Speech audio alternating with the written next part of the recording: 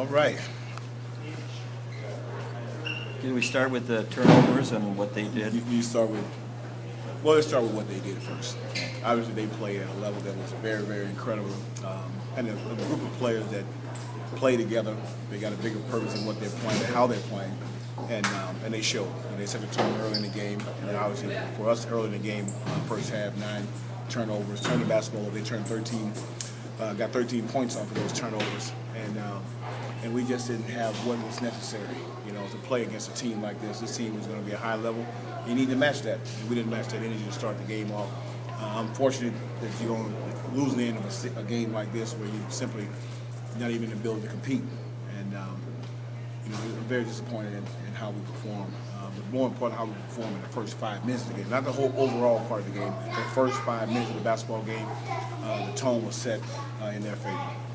How does that happen where a team just comes out, start a game and plays like that? I'm puzzled with that too because for me, I believe you got to come ready to play and play hard when you start the game. We do everything we can do, prepare the team to get ready to play, but they got to get on the floor and play that way. And obviously that wasn't the case tonight.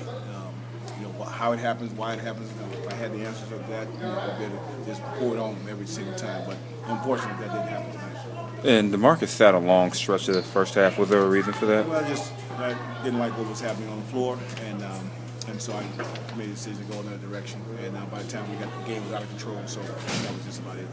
And you went to Isaiah this time first instead of Jimmer off the bench. What was the thinking behind that? No, I just, the matchup situation, I wanted to see how that was going to go. I talked with those 2 guys today, and I told them it's difficult for me trying to figure out which one of you guys are the back. But you guys are young players in the NBA. You're still carving out your career and trying to say, okay, this guy's going to play X amount of games, and then this guy's going to play. That's hard for those 2 young guys. They just got to be ready to play every single time. And just be ready to play in any game. I'm trying to get both of them because I'm still trying to get those guys to grow as pros. They haven't gotten a complete year of games under their belt yet. So I want to try to get both of those guys an opportunity to play in basketball games and keep moving forward. And overall, the team's struggling to start the year. What can you do to try to get this thing? I'll keep doing my job. I'll keep coaching them. I'll keep preparing them. I'll keep doing everything that we do, preparing the right type of practices for us, studying and watching film and doing everything that a coach is supposed to do.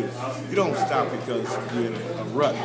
This is where you keep doing your job. And my job is the same all the time, so I don't have to drop ahead and worry about what's going on. My job has always been to keep focused on our basketball team, keep trying to get them prepared for the next game, keep getting them ready.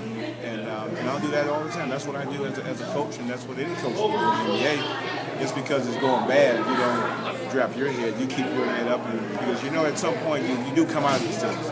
Right now we're in it, but you do come out of it at some point. Keith, how frustrating was it that your team couldn't overcome the deficit? Fall on the bench with 2 fouls early. Well, they got a lot of guys over there that can make up a lot of ground, so it's not so much if Chris is not in there. They got some people that can make up ground and cover for him. Jamal Crawford can come off and carry a team by himself. So Chris gets a couple foul trouble. Bledsoe has been playing very, very well.